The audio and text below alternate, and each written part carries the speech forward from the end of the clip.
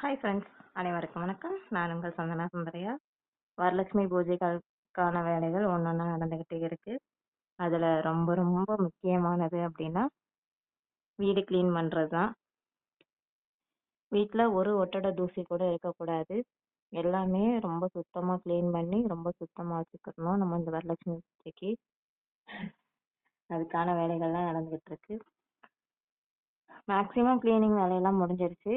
இது வந்து காவி நான் வாங்கிட்டு வந்திருந்தேன் வாசலில் கோலம் போடுறதுக்கு. காவி வச்சு நான் இது வரைக்கும் கோலம் போட்டதில்லை. பக்கத்தில் கேட்டேன், அது இந்த மாதிரி இடிச்சிட்டு ஊற போடணும் அப்படின்னு சொல்லியிருந்தாங்க. அதான் ஊற போட்டு வச்சுருக்கேன். அடுத்ததாக அதை வச்சு ட்ரை பண்ணி பார்க்கணும். அதுக்கப்புறம் உருளி, வரலட்சுமி பூஜை அன்னைக்கு உருளி வைக்கிறது ரொம்ப ரொம்ப நல்லது. அது பூஜைக்குன்னு இல்லை, எப்பயுமே வீட்டில் உருளி வைக்கிறது நம்மளாம் ரொம்ப நல்லது தான். நானும் மேலேருந்து உருளியெல்லாம் எடுத்து க்ளீன் பண்ணி வச்சுருக்கேன்.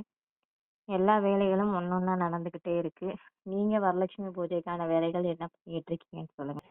பூஜை ரூம் எல்லாமே க்ளீன் பண்ணி முடிச்சாச்சு. க்ளீனிங் ப்ராசஸ் எல்லாமே முடிஞ்சிருச்சு. அவ்வளோதான். பை.